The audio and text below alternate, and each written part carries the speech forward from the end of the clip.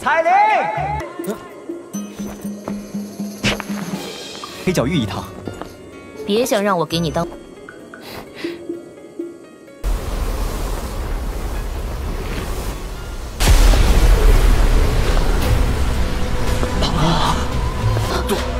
杜宗，这个女人，她怎么会出现在这儿？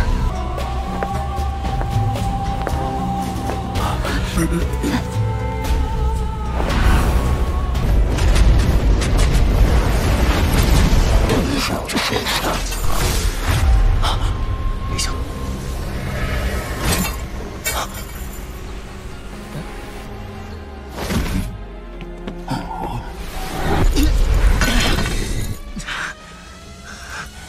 又要救我，又对我这么不客气，这定是这家伙突然出现。韩风这个混蛋，现在恶心的。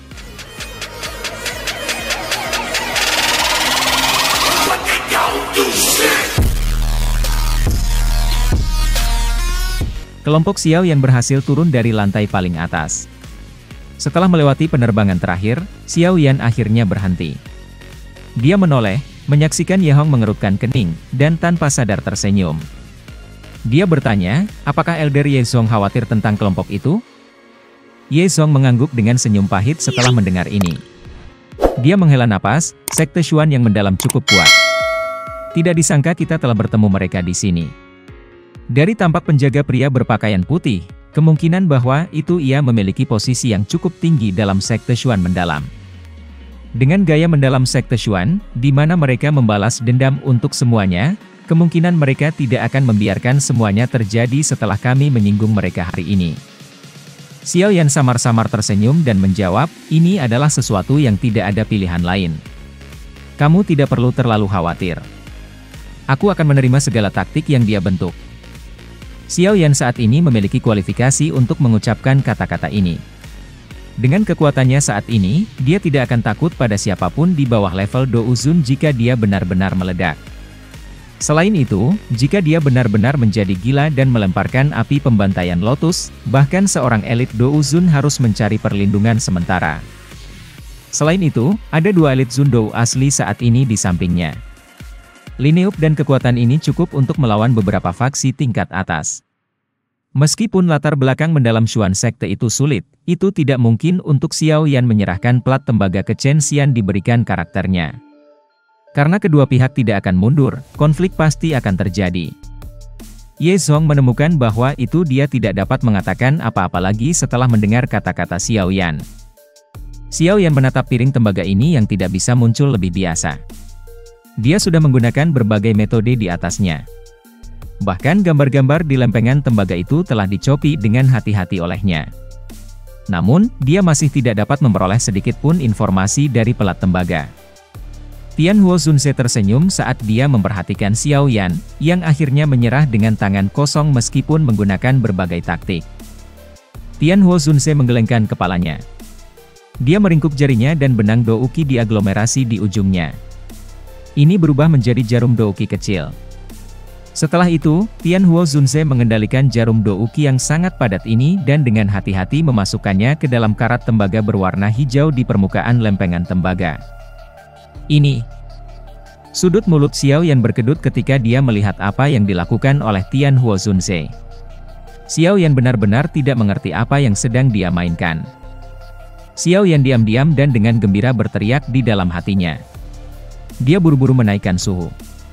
Ini berlanjut selama lebih dari 10 menit sebelum bola tembaga berwarna hijau akhirnya mulai menunjukkan tanda-tanda meleleh. Dengan meningkatnya peleburan bola tembaga, Xiao Yan tiba-tiba menemukan perubahan bertahap dalam warna hijau pada bola tembaga. Ini adalah mata Xiao Yan terkejut ketika melihat 5 debu kuning pucat di dalam api. Dia merasa sedikit tersesat. Mereka jelas bukan hal yang dia kenali. Apa gunanya bubuk panganan roh ini? Mata Xiao Yan bersinar saat dia melihat 5 titik debu kuning hijau kecil di dalam ruangan. Dia menjilat mulutnya dan bertanya. Tian Huo Zunse membelai janggutnya. Dia merenung sejenak sebelum perlahan membalas, kekuatan bergizi roh ini cukup terkenal bahkan selama zaman kuno. Ini bukan hanya barang yang harus dimiliki seseorang untuk menyaring pil obat tingkat 8 ke atas, tetapi juga mampu menyehatkan jiwa seseorang jika debu menyatu dengan jiwa, secara bertahap memperkuat spiritualitas jiwa seseorang. Dari sana, seseorang bisa masuk ke apa yang dinamakan soul state. Joy melonjak ke mata Xiao Yan saat dia mendengar kata-kata Tianhuo Zunze. Tampaknya hal-hal kecil yang tidak mencolok ini menyembunyikan kemampuan yang hebat.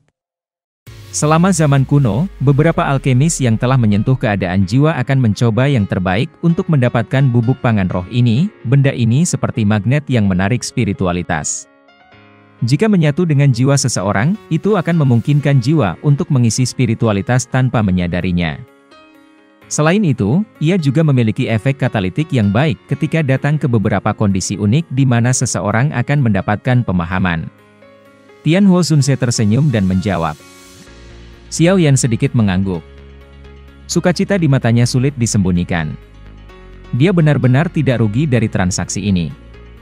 Nilai dari apa yang disebut bubuk pengasah roh ini memang jauh dari apa yang bisa diberikan oleh formula obat untuk pil jantung elemental.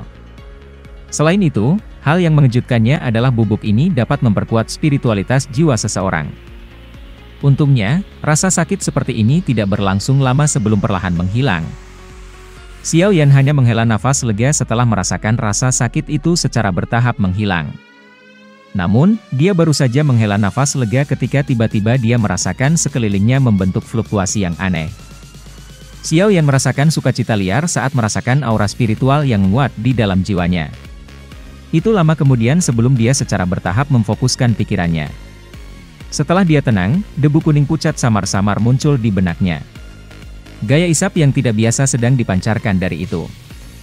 Kekuatan hisap semacam ini lemah, tetapi tampaknya memiliki semacam kekuatan aneh yang mengekstraksi energi spiritual, yang tidak dapat dilakukan oleh banyak ahli dari lingkungan. Aura spiritual yang tampak kacau perlahan merembes keluar dari ruang di sekitar. Ini terus masuk melalui ruang antara alis Xiao Yan. Penyerapan aura spiritual ini berlanjut selama hampir 3 jam sebelum cahaya dan kekuatan hisap yang dipancarkan oleh debu kuning pucat secara bertahap melemah. Cahaya yang dipancarkan oleh partikel cahaya ini meredup. Beberapa saat kemudian, sedikit retak tiba-tiba terdengar di dalam kepala Xiao Yan. The Spirit Nourishment Powder retak terpisah dan kekuatan hisap yang aneh itu terhenti. Aura spiritual sekitarnya segera menghilang. Itu sia-sia terlepas dari bagaimana Xiao Yan mencoba menghisapnya. Swos! Mata Xiao Yan yang tertutup rapat tiba-tiba terbuka ketika riak itu terbentuk. Wajahnya dipenuhi dengan keterkejutan. Mata Xiao Yan sangat panas saat dia mengamati ruangan tempat fluktuasi terbentuk sebelumnya. Syok dan sukacita sulit disembunyikan di wajahnya. Dia jelas merasakan keberadaan aura spiritual ketika dia memasuki kondisi latihannya sebelumnya.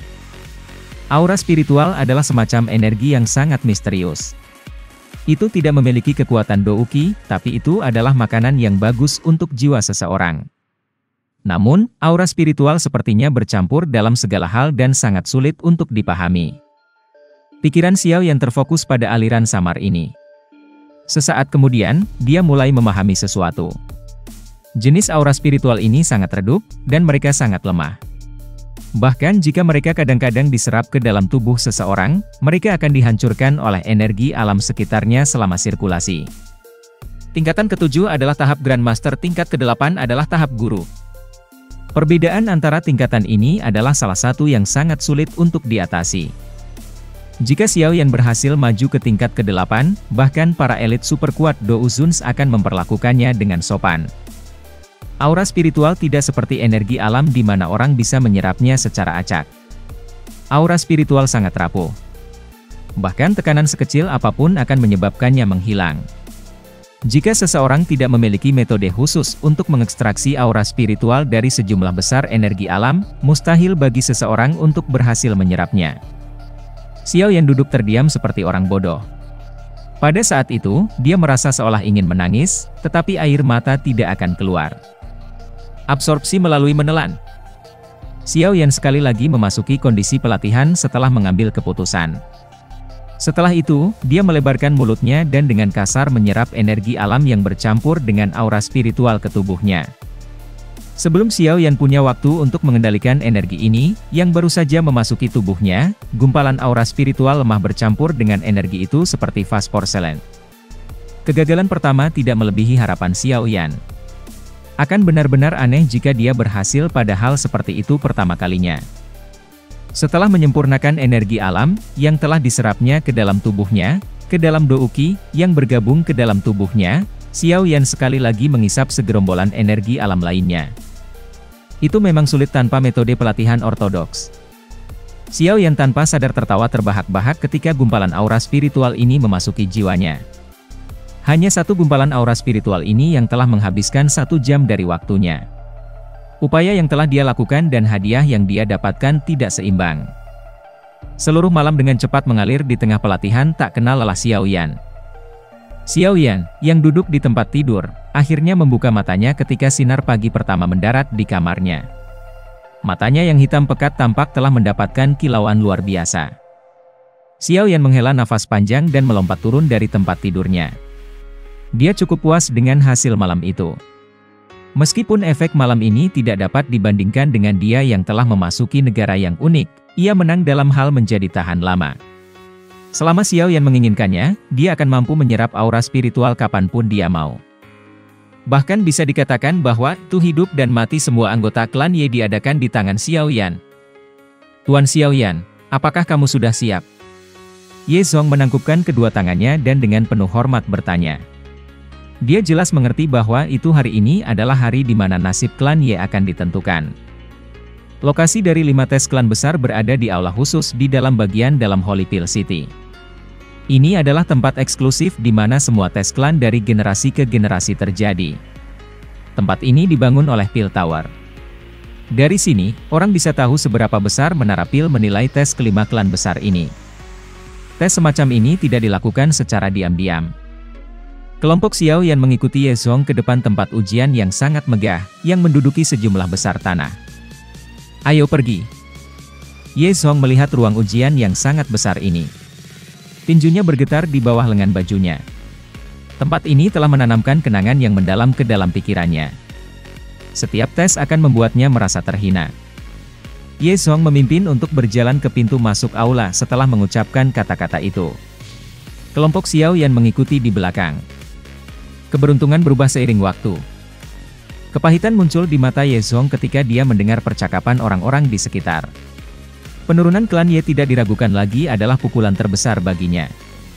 Dia telah menempatkan segalanya untuk kembalinya klan Ye. Sekarang, dia bahkan menaruh semua harapannya pada Xiao Yan. Jika klan Ye gagal lagi, itu akan selesai. Kelompok Ye Zong berhasil tiba di pintu masuk aula di depan banyak tatapan. Banyak penjaga di pintu masuk melirik lencana klan Ye di dada kelompok Ye Zong dengan cara yang acuh tak acuh. Ada ejekan samar di mata mereka. Kegagalan klan Ye selama tahun-tahun ini adalah penghinaan yang sulit dibersihkan.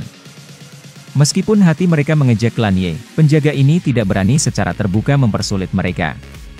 Mereka secara acak melambaikan tangan mereka, menggerakkan tubuh mereka keluar dari jalan, dan membiarkan kelompok itu lewat. Pada saat yang sama, mereka menangis ke bagian dalam aula. Klan Ye telah tiba. Ye Zong tanpa ekspresi, tampak seolah-olah dia tidak merasakan penghinaan dari para penjaga.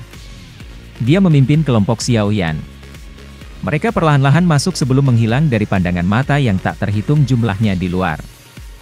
Xiao Yan menggumamkan nama itu di mulutnya. Secara kebetulan, pria berbaju biru itu juga membalikkan kepalanya. Dia bertukar pandang dengan Xiao Yan sebelum memberinya senyuman hangat. Orang ini sangat berbakat dalam hal perbaikan pil. Dia bisa dianggap sebagai salah satu dari puncak bahkan dalam klan Dan, dan dia jauh lebih kuat dibandingkan dengan Cao Dan dari klan Cao. Sangat mungkin satu-satunya yang bisa menekan dia dalam klan Cao adalah penyihir itu. Jika dia berpartisipasi kali ini, dia pasti akan berada di peringkat 3 besar. Xiao Yan perlahan mengangguk sambil mendengarkan suara lembut Ye Zong. Dia akan berbicara ketika dia merasakan beberapa mata dingin. Segera, dia menoleh, hanya untuk mengetahui bahwa itu tatapan-tatapan ini tertembak dari kursi klan Bai. Wanita tua itu, yang telah diberi pelajaran oleh Xiao Yan hari itu, dengan kejam menatapnya dari kursi klan Bai. Ekspresinya membuatnya tampak seolah-olah dia membencinya. Dia sepertinya merasakan keinginan untuk menerkam dan memakannya. Xiao Yan bertindak seolah-olah dia tidak melihat tatapan jahatnya. Dia mengalihkan pandangannya dan fokus pada seorang pria berpakaian putih di depan klan Bai. Tubuh pria ini dipenuhi rasa dingin. Wajahnya dingin. Kilau dingin melintas ketika dia memutar matanya, menyebabkan orang takut menatapnya. Dia adalah anggota paling luar biasa dari generasi muda di klan Bai, Bai Ying. Klan Bai memang mengirimnya. Ye Zhong menghela nafas saat melihat pria berpakaian putih dingin dan buritan.